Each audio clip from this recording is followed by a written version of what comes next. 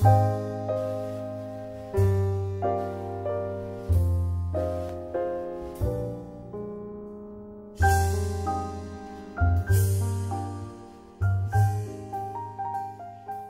bonjour mes frères et sœurs. Nous sommes ce matin encore une fois réunis. Je suis bien conscient que c'est pas le même impact que si j'étais avec vous physiquement. Mais par la grâce de Dieu, je suis au moins avec vous, virtuellement parlant. Et soyez assurés que mon cœur est avec vous. Mes prières vous accompagnent régulièrement. Et je peux vous dire que, comme Paul pouvait dire, je pense à vous souvent dans mes prières, afin que Dieu vous garde et vous conduise dans la vérité jusqu'à son retour. Notre bon Père du ciel, c'est notre désir premier, c'est notre désir fondamental, de toujours mieux connaître celui qui nous a sauvés. Car la vie éternelle, c'est de connaître celui que tu as envoyé. Nous voulons approfondir notre connaissance de toi, notre connaissance de ton plan. Et pour ce matin, nous voulons continuer à approfondir notre connaissance de ce que tu as prophétisé pour l'Église, de ce que tu as annoncé pour le monde dans lequel nous vivons. Les hommes s'imaginent de toutes sortes de manières comment ça va se terminer. Mais nous ne marchons pas par notre imagination, mais nous marchons par la foi. Par la foi de ce que tu as dit et déclaré. Guide-nous encore ce matin dans l'étude de l'Église de Sardes, afin qu'on puisse tourner nos regards vers toi et qu'on puisse t'adorer parce que tu es celui qui sonde les cœurs et les reins, parce que c'est celui qui décide de toutes choses. Au nom de Jésus, Amen. Nous sommes rendus au chapitre 3 et nous sommes en train d'étudier ce que le personnage avec les yeux de flamme et une épée qui sort de sa bouche et des pieds comme des colonnes d'airain chauffées, comme ce matin d'étudier les paroles de celui qui a les cheveux blancs comme la neige, la face resplendissante comme le soleil, comme celui de celui qui avait une robe blanche avec une ceinture d'or sur sa poitrine. Nous sommes en train d'étudier les paroles de celui qui a les 7 anges dans sa main et qui est au milieu des 7 chandeliers, qui s'adresse à l'Église. C'est lui que nous voulons entendre. Et je prie qu'ensemble, un matin, nous entendions sa voix par les Écritures. L'Église avait besoin de se repentir. C'est ce que je vous avais dit, qu'il y avait 3 raisons fondamentales pourquoi l'Apocalypse a été écrit. 1, repens-toi. 2, persévère dans ce que je t'ai donné. 3, adore Dieu et non pas les idoles. Et c'est ce qu'il dit aux 7 églises, quasiment entièrement. Il y a une église qui se sent moins sévère, l'église de Philadelphie, qu'on va voir la prochaine fois, parce que là, j'ai renoncé à penser que je vais en faire 2. Chaque fois, je pense que je vais en faire plus que ça, mais on va s'en tenir à une à chaque fois. Et donc, on va prendre le temps de traverser cela, ces 7 églises-là, une à chaque fois. Nous allons commencer par lire le texte, si vous voulez bien, dans le chapitre 3, verset 1. Écrit à l'ange de l'église de Sardes.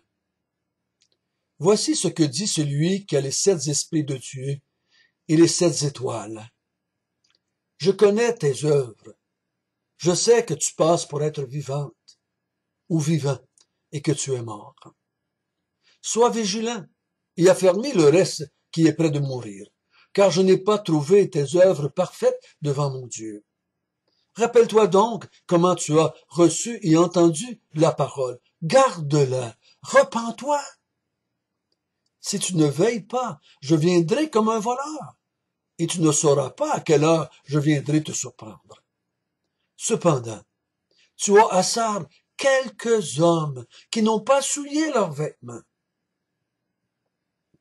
Ils marcheront avec moi en vêtements blancs, parce qu'ils en sont dignes. Celui qui vaincra sera ainsi revêtu de vêtements blancs. Je n'effacerai point son nom du livre de vie, et je confesserai son nom devant mon Père et devant ses saints anges. Que celui qui a des oreilles entende ce que l'Esprit dit aux églises.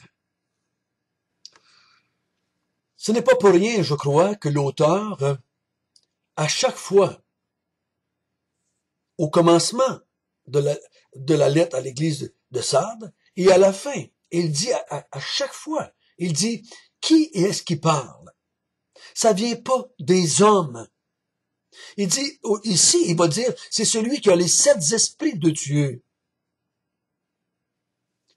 Et le mot 7 esprits, je crois pas que Dieu a 7 esprits. La Bible nous enseigne partout que Jésus, il y a l'esprit de Dieu. Il y a pas les 7 esprits de Dieu. Dans l'Apocalypse, on les présente parce que c'est un livre écrit d'une façon apocalyptique, beaucoup d'images.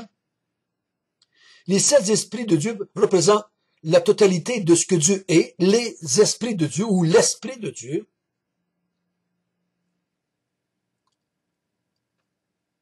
C'est celui-là qui parle.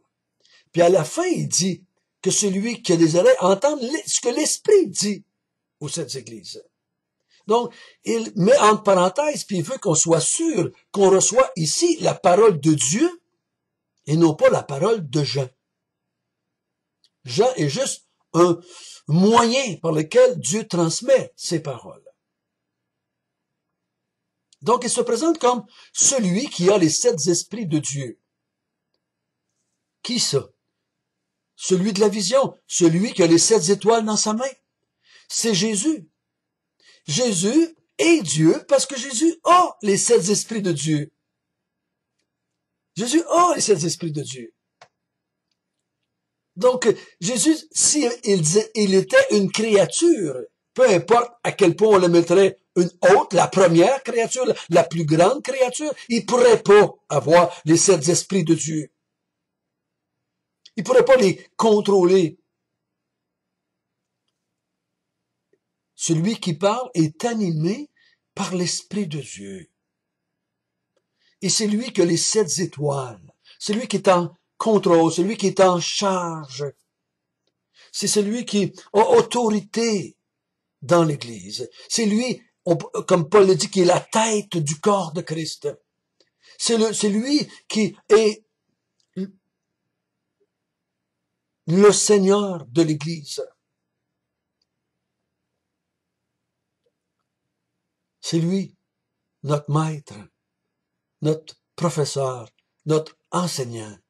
C'est lui, la parole de Dieu.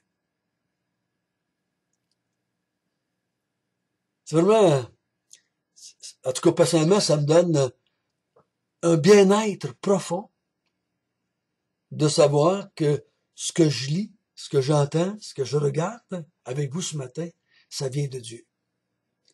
À travers toute l'histoire, le monde a essayé de démontrer que la Bible n'était pas la parole de Dieu, que c'était des disciples qui avaient écrit ça, les apôtres qui avaient exagéré, ils avaient imagé ça, ils avaient embelli ça. C'est juste un livre d'histoire comme les autres livres d'histoire. Mais nous, frères et sœurs, nous croyons que c'est la parole de Dieu. Et ça, juste ça nous fait du bien de penser ça. Ça nous rassure. Savez-vous pourquoi? Parce qu'on sait que les hommes qui nous enseignent sont faillibles, sont faibles, sont pécheurs. Mais on a cette paix intérieure tant aussi longtemps qu'il reste à l'intérieur des Écritures et que c'est les Écritures qui nous enseignent et qui nous montrent dans les Écritures, ce qui nous enseigne vient de là. Nous avons une paix que ça vient de Dieu, ce qu'on entend. Il commence, comme il a commencé dans les autres 4 églises, Je connais, je te connais. Oh, combien de fois Dieu dit ça à Israël dans l'Ancien Testament? Israël, je connais ton cœur, je connais tes pensées, je connais ce qui se passe à l'intérieur de toi. C'est pour ça qu'il dit dans le prophète, je pense que c'est Jérémie ou Isaïe, nul ne connaît le cœur humain si ce n'est que Dieu seul. Je te connais. Dieu me connaît mieux que moi-même. Et l'Église de Sardes va avoir besoin de croire ça ce matin. L'Église de Sardes va avoir besoin de croire que Dieu connaît son cœur mieux que lui-même, mieux que elle-même. Et l'Église, à travers les siècles, a eu besoin d'entendre et de croire que Dieu connaissait son cœur mieux que elle-même.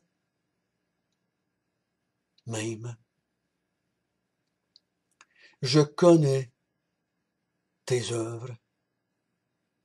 Je connais tes œuvres. Et je sais, moi, que tu passes pour être vivant ou vivante, si on parle de l'Église au lieu de l'ange. Mais moi, Jésus, celui qui a les 7 esprits de Dieu, celui qui a les 7 étoiles dans sa main, je sais que tu es mort. Est-ce que tu vas me croire ce matin quand je te dis ça? Tu penses pour être vivant, mais moi je te dis que tu es mort. Quand j'étais un inconverti, Dieu m'a dit, François, tu crois être une bonne personne? Moi je te dis que tu es perdu, que tu es mon ennemi, que tu es euh, pécheur, que tu es condamné. Vas-tu me croire? Vas-tu me croire?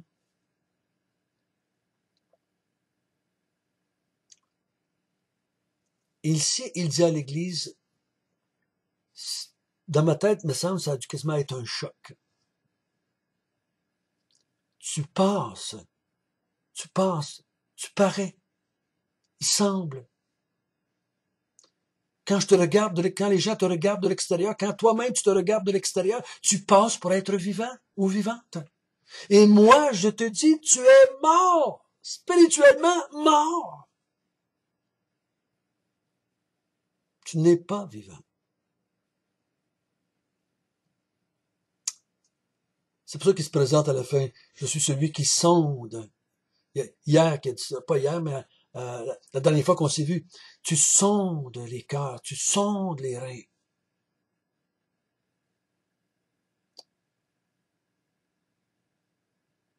Comment est-ce qu'il va faire pour convaincre Sardes qu'elle est morte? Regardons. Verset 2. Sois vigilant. Sois vigilant. Affermis le reste qui est près de mourir, car je n'ai pas trouvé tes œuvres parfaites devant mon Dieu. Donc, il dit, sois vigilant, sois attentif, fais attention. Hein? Quand on dit sois vigilant, on dit fais attentif. Écoute-moi bien, là. Comprends bien.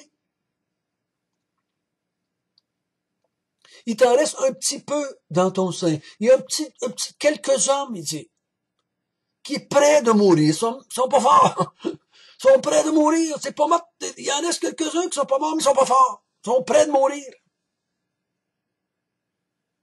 Il dit, je n'ai pas trouvé tes œuvres parfaites devant moi.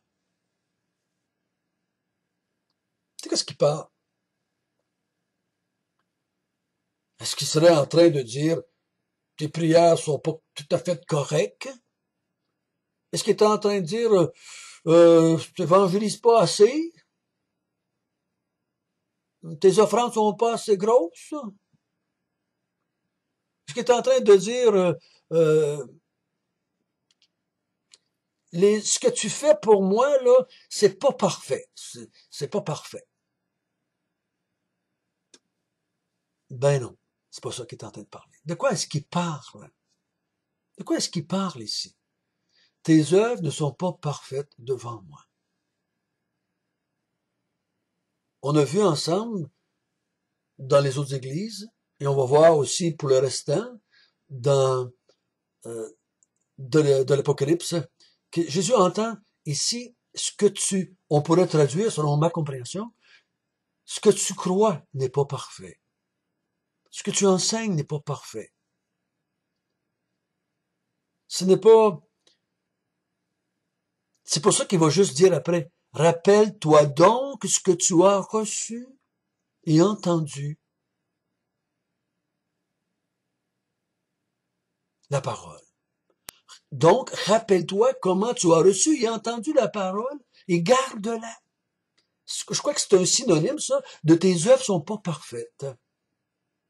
Parce que les œuvres de la vie chrétienne, quand on parle d'œuvres d'église, d'aller à l'église, de prêcher, de prier, de lire nos Bibles, comme souvent c'est ça qu'on pense quand on parle d'œuvres de la vie chrétienne, ou d'aimer nos femmes, nos enfants, de la chasteté, de la pureté, mentale, morale, sexuelle. On pense à ça. C'est pas parfait, mais ça sera jamais parfait. Il y a personne qui peut lever la main et dire, moi, mes œuvres, ce que je fais dans ma vie chrétienne, c'est parfait. C'est parfait. Donc, je suis un vrai chrétien. Si c'est ça, moi, je te dis, tu ne l'es pas. Parce qu'il n'y a pas de geste que je fais. Même des fois, quand je suis en train de prier, puis il me vient des pensées sales. Je suis en train d'évangéliser, puis je vis de l'orgueil. Il y a pas d'amour parfait. Il n'y a pas de justice parfaite chez les chrétiens. Il n'y a pas de chrétiens honnêtes à la perfection. Ça n'existe pas la perfection de ce monde. Dans ma mise en pratique de les Écritures, ça n'existe pas la perfection. Mais, il dit, tes œuvres sont pas parfaites parce que, au verset 3, il dit, parce que tu n'as pas gardé ce que tu as reçu et entendu. Tu ne gardes pas ce que je t'ai donné. Tu n'as pas retenu l'enseignement transmis par mes apôtres une fois pour toutes.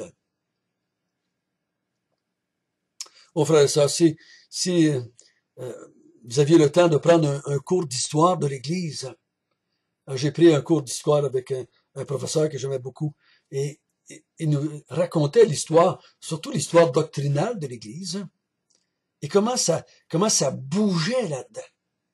Comment l'Église a voyagé dans toutes sortes de doctrines, et tout d'un coup, complètement l'Église débarquait aux côtés de la traque. Elle revenait.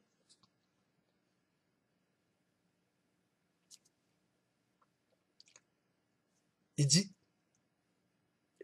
l'Église a toujours vécu ça comme cela. Donc c'est pour ça que toutes les églises de toutes les générations, de toutes les races qui reçoivent l'Apocalypse, qui reçoivent l'Église de Sardes, doivent s'arrêter et s'évaluer. C'est pour ça que l'apôtre Paul va dire dans les Épîtres, examinez-vous. Examinez-vous pour voir si vous êtes encore dans la foi. Examinez-vous. Vérifiez. Ne vous répétez pas tous les matins dans le miroir, sauver un jour, sauver toujours, sauver un jour, sauver toujours. Veille, sois vigilant, vérifie, étudie, lis, prie, pour voir si tes œuvres sont parfaites, pour voir si ce que tu entends, ce que tu entends qu'on te prêche, ce que tu prêches, c'est ce que tu as reçu des apôtres. Oh, combien c'est important, fondamental.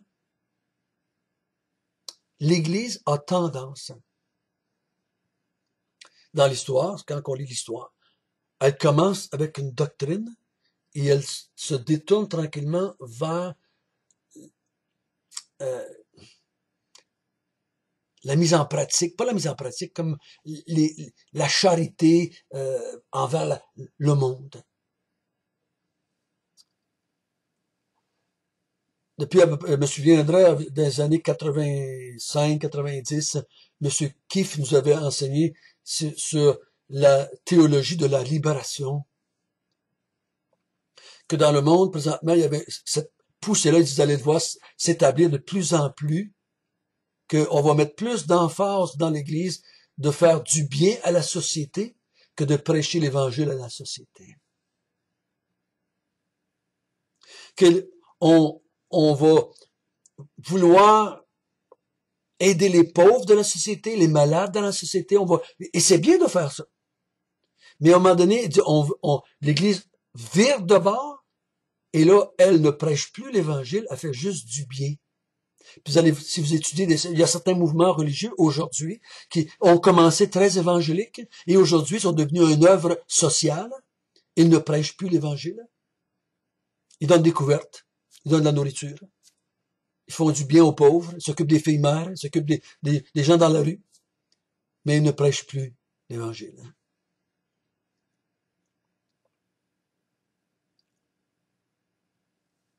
Il faut toujours garder comme priorité de prêcher la vérité, d'accompagner ça par des œuvres, d'accompagner ça par, oui, faire du bien autour de nous, oui, s'occuper des pauvres dans l'Église et dans le monde aussi. Oui, oui, oui, oui. Mais pas au détriment de prêcher l'Évangile. Une fois, quelqu'un m'avait demandé, François, pourquoi tu donnes pas à ces organismes-là, parce qu'ils étaient là quand quelqu'un était venu chez nous puis il avait demandé si on voulait donner de l'argent pour tel organisme. Il dit, vous semblez pas vouloir encourager ces affaires-là, François. J'avais dit, non, pas eux autres, mais j'aime encourager des groupes qui font cela, la même chose, mais qu'en même temps qu'ils donnent la couverte, en même temps qu'ils donnent le plat de riz, ils vont prêcher l'Évangile en même temps. Je veux pas juste faire du bien à leur corps, je veux premièrement faire du bien à leur âme. À leur âme. Parce que si je sauve leur corps et que leur âme n'est pas sauvée, c'est triste, c'est très triste. Hein? C'est très triste. Hein? Fait qu'il dit à cette église-là, rappelle-toi ce que tu as entendu. Rappelle-toi ce que tu as reçu. Et garde-le. Je peux pas m'en rappeler si je ne le sais pas. Mais ça veut dire, ça, recule en arrière.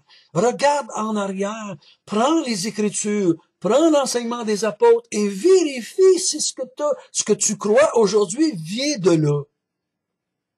Vient de là. Je me souviens une fois, j'étais dans une église, j'étais allé prendre un cours au Texas et le dimanche matin, on était deux chrétiens du Québec et on cherchait une église chrétienne et on a vu une église là, et à cause qu'on a vu le mot baptiste, ben on est rentré là, hein, on était dans une église baptiste, fait qu'on est rentré là. Je vous dis pas que c'était tout le temps de même, mais en tout cas ce matin-là, c'est ça qui s'est passé. Ce que j'ai entendu prêcher, ça n'a rien à voir avec les Écritures. Ça aurait pu être prêché dans n'importe quelle église non chrétienne. On ne prêchait plus les Écritures. On prêchait l'œuvre sociale et politique et ça, dans le monde.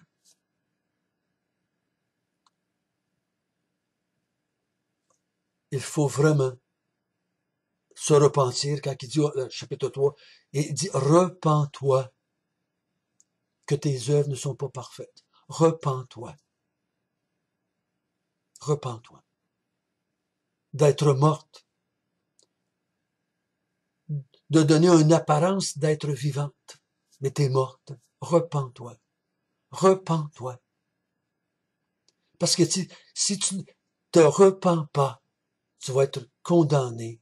Tu vas être condamné. Parce qu'il dit, si tu ne veilles pas, si tu n'es pas vigilante, si tu ne veilles pas, je vais venir comme un voleur et je vais te surprendre. Je vais te surprendre. Et c'est pas positif, c'est là. Je devrais pas te surprendre. Si tu es vigilant, je devrais pas te surprendre. Si tu m'attends, si tu as gardé ma parole, tu devrais pas être surpris. Tu veilles, tu gardes l'enseignement reçu des apôtres. Et là, il dit au verset 4, « Cependant, il y a parmi vous, dans l'Église, quelques hommes qui n'ont pas souillé leurs vêtements. » On parle spirituellement ici. Hein?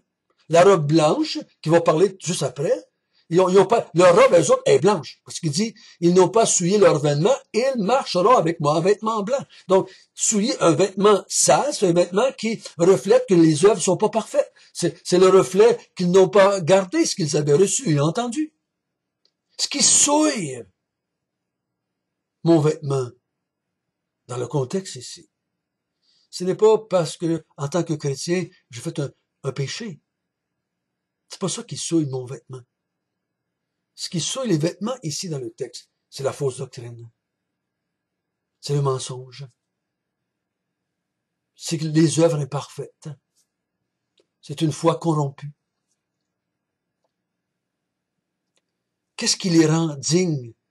Ils vont avoir un vêtement blanc, leur vêtement n'est pas souillé, donc il est déjà blanc. Hein? Ils vont marcher avec moi en vêtements blancs. Il est déjà blanc, parce que s'il n'est pas souillé, il est blanc. Donc, ils vont continuer à marcher avec moi en vêtements blancs, parce qu'ils en sont dignes. Qu'est-ce qui les a rendus dignes? Leur obéissance au 10 commandements? Ben non. Qu'est-ce qui les a rendus dignes? C'est qu'ils ont gardé la foi. C'est qu'ils sont vigilants. C'est qu'ils ont gardé ce qu'ils ont entendu et reçu. Ils en sont dignes de marcher avec moi parce que ils ont purifié leur robe dans le sang de l'agneau. Ils sont purs en Jésus-Christ. Ils ont gardé la foi en Christ. Ils ont continué à marcher toute leur vie dans la grâce de Dieu. Donc, ils sont dignes par leur foi et non pas par l'obéissance aux 10 commandements de Dieu. C'est ça qu'il y a jamais rien d'autre. Jamais rien d'autre à ça qui va nous rendre dignes. Jamais, jamais, jamais, jamais, jamais. L'être humain est indigne. Et là, dans le contexte ici, ceux qui ne sont pas dignes de marcher avec lui en vêtements blancs, c'est ceux dont les œuvres ne sont pas trouvées parfaites. C'est ceux qui n'ont pas retenu ce qu'ils avaient entendu de la parole de Dieu. Ils n'ont pas retenu. Ils ne veillent plus. Ils ne veillent plus. Ils sont comme le serviteur dans l'histoire de Jésus, que son maître tardant à venir, il s'est mis à boire et à battre ses compagnons, et il a été surpris quand le maître est arrivé, il a été trouvé ne faisant pas ce qu'il aurait dû faire.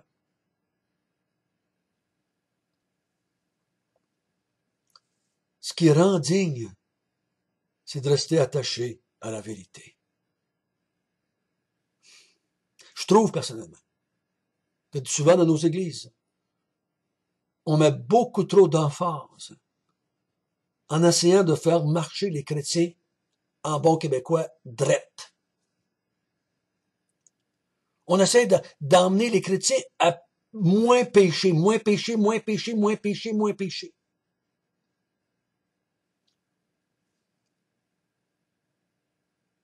Je crois que ce qui est le plus important, c'est de garder l'Église dans la vérité, de stimuler l'Église et les croyants individuellement à garder leur doctrine bien comme il faut.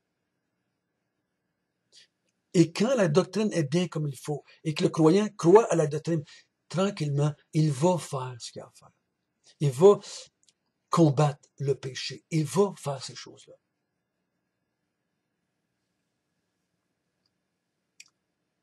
Parce que si je renouvelle mon intelligence par la vérité, je crois que ma marche chrétienne va être selon ce que Dieu voudrait qu'elle soit.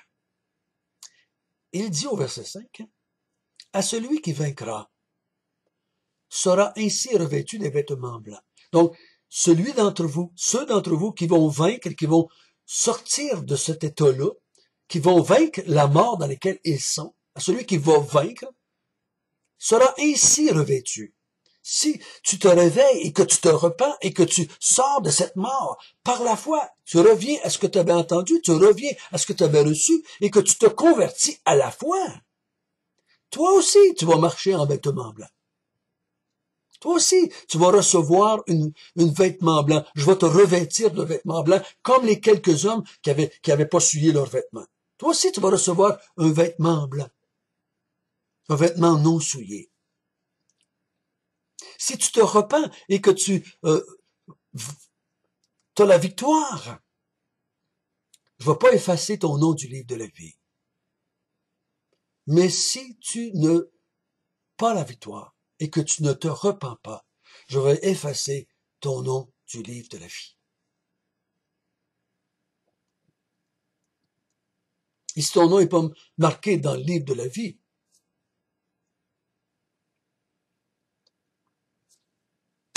tu n'as pas la vie. Tu n'es pas avec Dieu. Tu n'es pas avec Jésus. Tu n'es pas en vêtements blancs. Tu n'es pas digne. Tu vas subir la colère de Dieu. Mais si tu as la victoire en Jésus-Christ, tu vas recevoir un vêtement blanc. Donc ça veut dire qu'il va te purifier de tous tes péchés. Et ton nom va être écrit dans le livre de la vie. Puis il dit, je vais confesser ton nom devant mon Père, qui est et devant les anges. Je vais dire à tout le monde, François, Jacques, Pierre, Jean, sont de mes enfants, sont mes disciples, c'est mes brebis, sont à moi, ils m'appartiennent, ils sont dignes de moi, ils croient en moi. Je vais confesser que tu m'appartiens. Devant Dieu et devant les anges.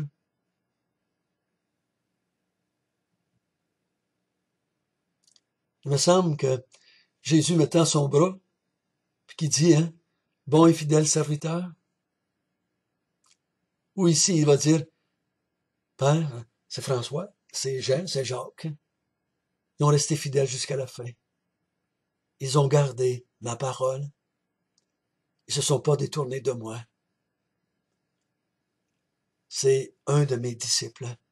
C'est une de mes brebis. Quelle joie, n'est-ce pas? Quelle joie. Ça va être l'euphorie pour l'éternité. Que celui qui a des oreilles entende ce que l'Esprit dit aux églises.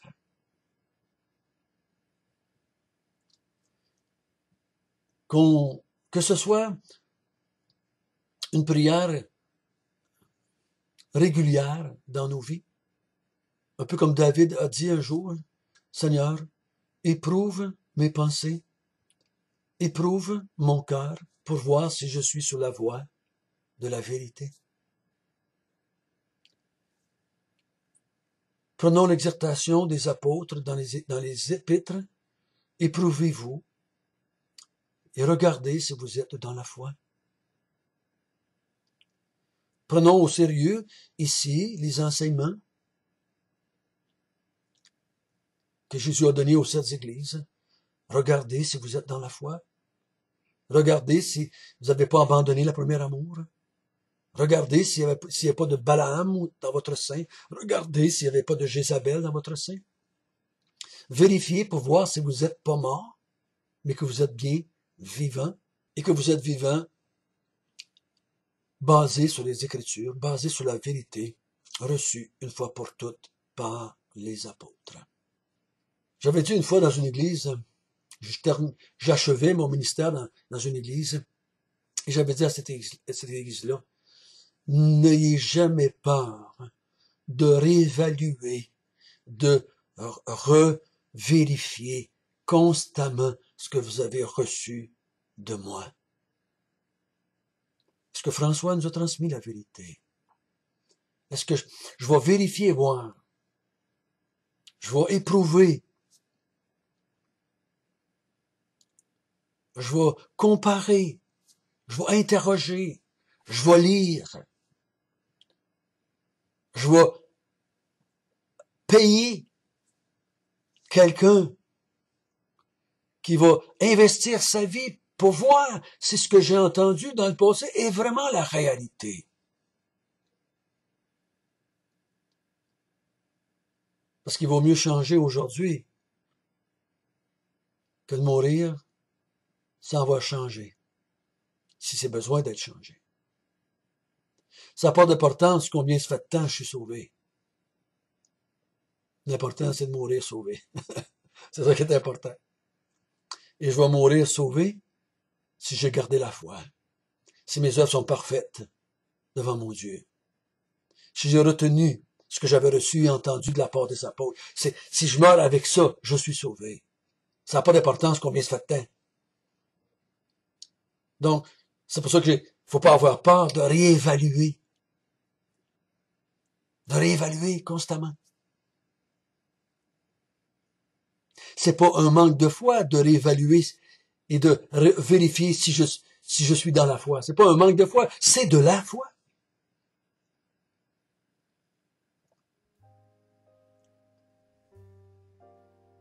Père éternel, conduis-nous, conduis-nous, conduis-nous par ton Esprit Saint. Conduis-nous. Instruis-nous. Avertis-nous. C'est par amour que tu as dit à Sab ce que tu lui as dit ce matin. C'est par amour. Il y en a peut-être ce matin qui écoutent cela et qui vont réaliser qu'ils ne sont pas dans la foi. Qu'ils se sont détournés de la foi.